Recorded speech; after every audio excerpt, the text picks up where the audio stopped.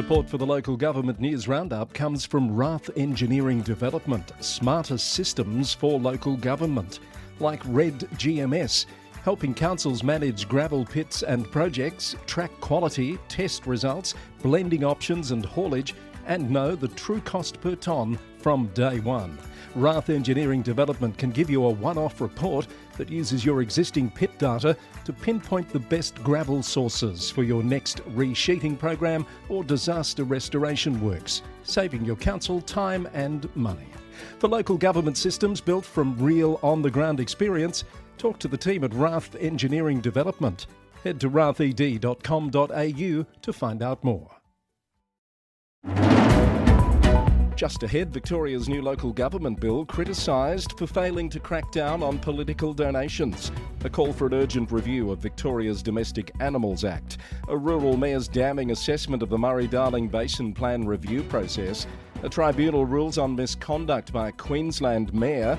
More mayoral contenders emerge in Tasmania as a trailblazing mayor prepares to retire. Plus, a council's accidental release of confidential information. Hello, I'm Chris Eddy. This is the Local Government News Roundup. Also today, an elected member resignation and a senior executive appointment is part of our news roundup. Brought to you by the Victorian Local Governance Association, the national broadcaster on all things local government. Support also comes from Symphony 3, simple, connected customer experiences, and Rath Engineering Development, smarter local government systems built from real on-the-ground experience.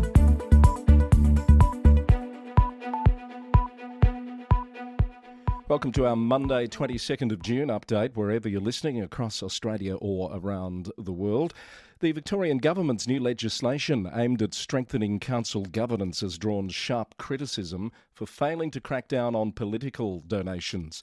The bill follows years of integrity warnings, most notably from the anti-corruption watchdog's Operation Sandon report into the City of Casey scandal. While Local Government Minister Paul Hamer said the changes are vital to restoring public trust, the new laws remain completely silent on capping developer donations. The Age reported that the government has instead deferred any potential donation reforms until the 2028 municipal elections. Integrity experts have labelled the delay hard to understand, pointing out that strict new donation caps were recently rushed through for state elections, but left local councils exposed. The legislation does introduce powers to remove mayors who lose the confidence of their council, but critics argue that without tackling campaign finance, the sector's biggest integrity loophole remains wide open. Meanwhile, the Herald Sun reports that the new bill will give Melbourne City Council the power to levy higher differential rates on derelict CBD properties. It enables a rate multiplier of up to 4 times to penalise land banking and incentivise development. The reform effectively aligns the city's rating powers with other councils around the state. To other news, and Maroondah City Council is calling for an urgent review of Victoria's Domestic Animals Act. Backed by a successful motion at the MAV State Council, Maroondah is urging the state government to re-establish stronger penalty deterrents for nuisance pets, such as barking dogs. It follows recent regulatory changes that reduced council-issued fines. The City of Stonington has finalised the $7.15 million sale of a discontinued section of Coonhill Crescent to Cabrini Health. The deal secures a new public walkway alongside a land transfer back to the council. Proceeds will directly fund Stonington's $49.6 million capital works program targeting core road and drainage infrastructure. Hepburn Shire Council's overall performance score has dropped 5 points to 41 out of 100 in the latest Victorian Community Satisfaction Survey. Mayor Tony Clark has acknowledged the underwhelming result, citing major structural changes implemented over the last 18 months to ensure long-term financial sustainability. Despite the overall decline, the Shire recorded positive gains in satisfaction in waste management, customer service and sealed local roads. Swan Hill Rural City Council has emerged as a major winner at the LG Pro Awards for Excellence in Melbourne, securing top honours in service delivery and community partnerships. The council was recognised for its innovative approach to regional housing shortages and streamlined development advisory services. And Mornington Peninsula Shire Council has also secured major recognition at the awards. The council took home 2 top category awards, winning for First Nations Community Partnerships for its Briars Junior Ranger project, alongside a diversity and inclusion win for the Hastings Pontoon Hoist initiative. The Mayor of Loddon Shire Council in Victoria's Central North says the Murray Darling Basin Plan review process is failing farming communities across the region. Councillor Dan Straub, a former chair of the Murray River Group of Councils, believes there's a political push to remove more water from irrigators and country towns. We've never ever argued that the environment doesn't need water, but we need it in a balanced format to deliver it where it's needed. The plan's telling us that the environment has benefited from the water that they've already purchased back off landholders, and more water won't make any significant benefits to where we're at now, yet there's still this ploy to take more out of that consumptive pool away from not just irrigators, but away from town water as well. Councillor Straub says the Basin Plan review has become a political contest that ignores both the science and the communities most affected. It's become a political hot potato, throwing that back and forward without really listening to the scientific evidence and also the communities that are actually showing a direct impact. You know, we've had industries that have said that we've got no confidence in the water market in Victoria anymore. We're going to pack up and move interstate where they've got more reliability in the market, and that takes away those jobs, those families, those kids in our schools down through our rural areas of northern Victoria. Loddon Shire is one of 6 councils in the Murray River Group which has made formal submissions to the current Basin Plan review. You can hear more from Councillor Straub on this week's VLGA Connect episode, out on Friday. To New South Wales now, and Waverley Council has voted against releasing 3D modelling for the Bondi Junction Draft Master Plan. The strategy, which proposes 3,000 new homes, drew strong resident backlash in the chamber. Mayor Will Namesh defended the long-term planning process, firmly denying community allegations of conflicts of interest, according to the Daily Telegraph. Moree Plains Shire Council has appointed Director of Corporate Services Ian Stoneman as Acting General Manager, following the departure of Natalia Cowley to Cessnock City Council.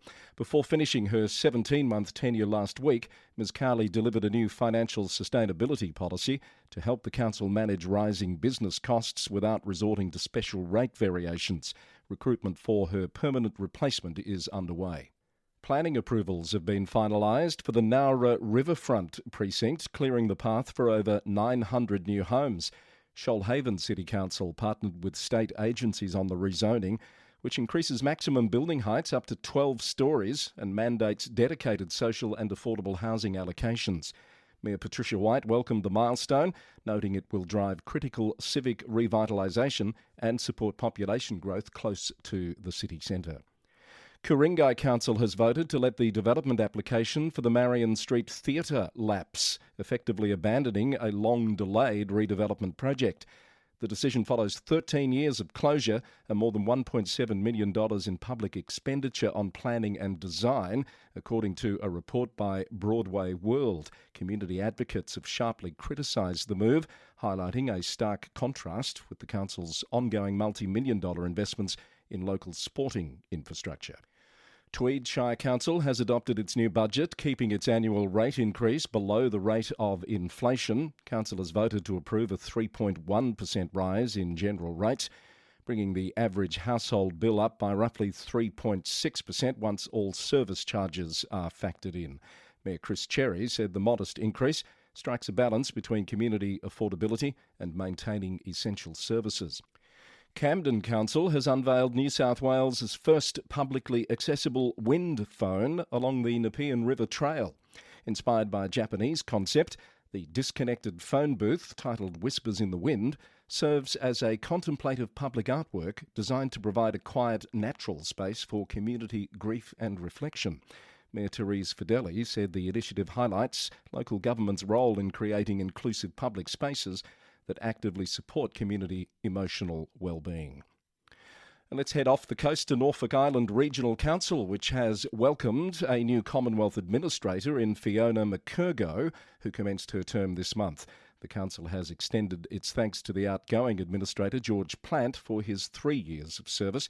Acting General Manager Scott Hackney highlighted the productive relationship shared with Mr Plant and noted that Ms McCurgo's extensive public administration experience will support the island's ongoing efforts to strengthen local governance.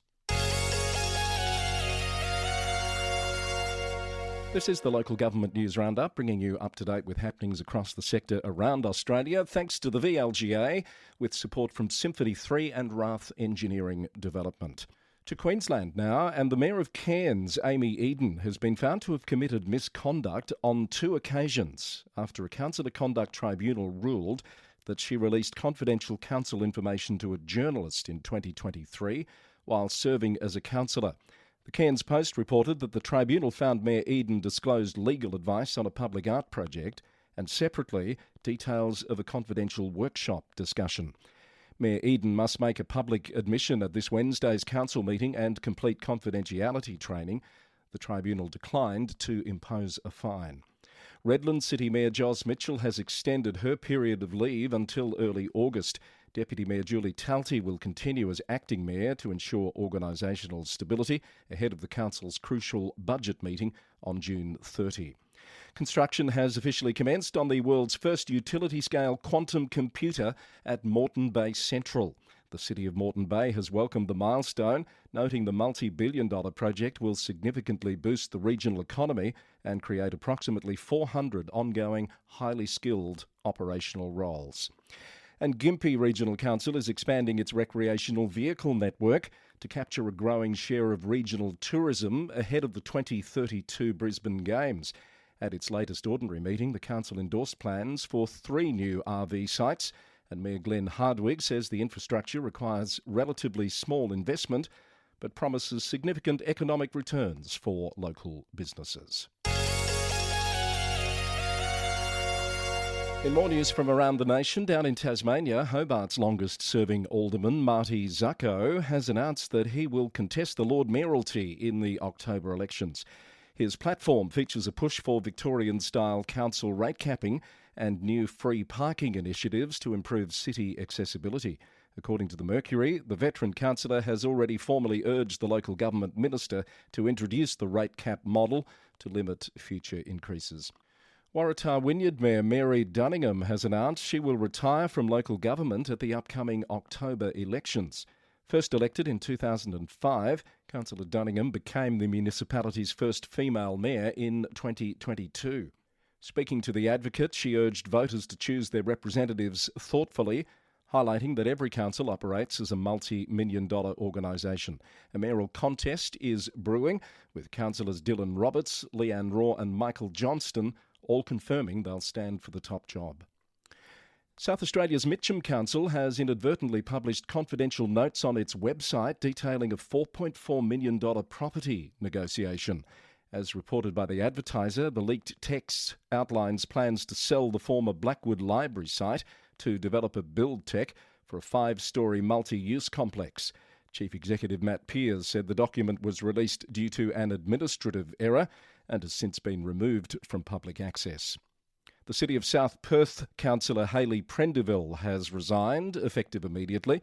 Elected in 2023 to represent the Moresby community, Ms Prendeville served on several key council committees, and Mayor Greg Milner has thanked her for her service, highlighting her advocacy for local environment and arts initiatives in particular.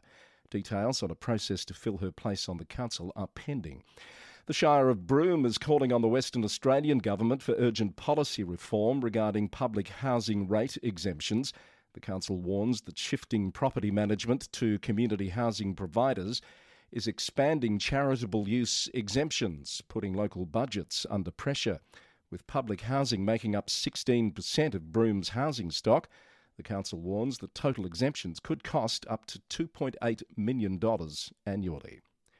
And 2 WA councils are trialling new AI-powered near-miss camera technology in partnership with the WA Road Safety Commission. The City of Stirling has installed a temporary unit at Alexander Drive and Wordsworth Street, while the Shire of Mundaring is trialling a similar camera on the Great Eastern Highway at Stoneville Road. Unlike enforcement cameras, the devices don't issue fines.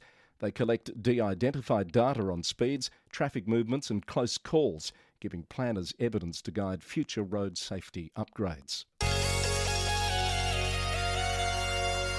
Now let's check in on some overseas news. And the UK government is facing a legal challenge over its local government shake-up. The Reform UK-led Essex County Council has announced plans to seek a judicial review at the High Court this week, according to a BBC News report. It opposes a mandate to replace 15 authorities with 5 unitary councils by 2028, branding the plan financially unviable. And the government has stripped Malvern Hills District Council of its major planning powers after the authority exceeded the acceptable limit for overturned development appeals. According to a report from the BBC, 12% of the council's refusals were overturned between 2023 and 2025. Major planning decisions will now be managed at a national level by the Planning Inspectorate. The council has expressed disappointment and is considering options to challenge the government's action.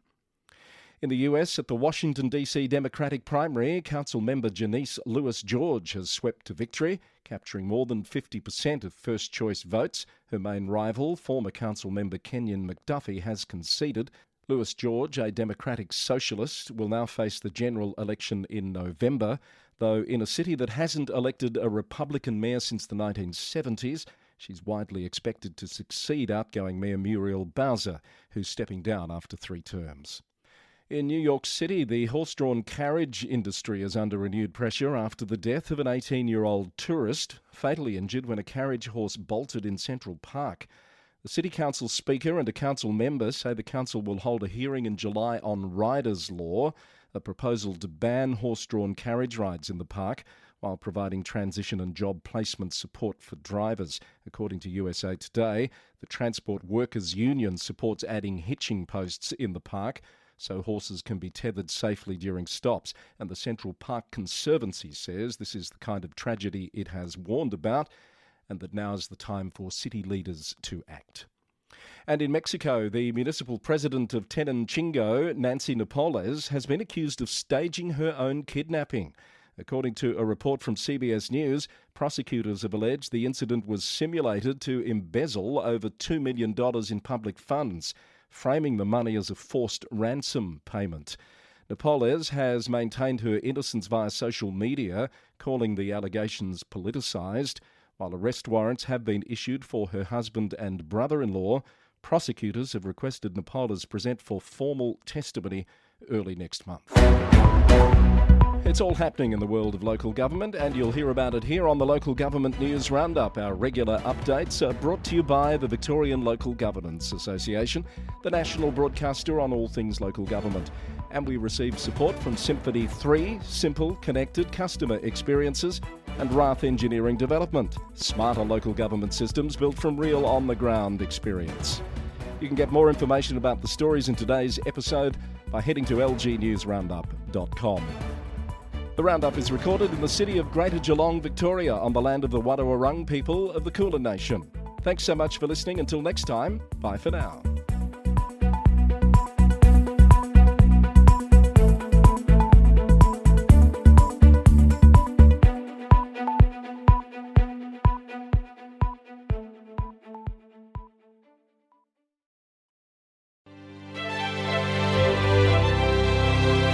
Support for the Roundup comes from Symphony 3, allowing councils to connect their systems securely, to automate their data flows and to monitor performance in real time.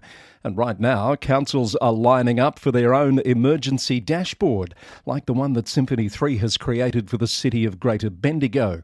The dashboard helps keep the community safe and prepared before, during and after emergencies. It pulls together live data, including weather data, traffic data, emergency incidents, unplanned and planned disruptions, news and social media feeds. Visit www.symphony3.com to learn how you can get an emergency dashboard for your community.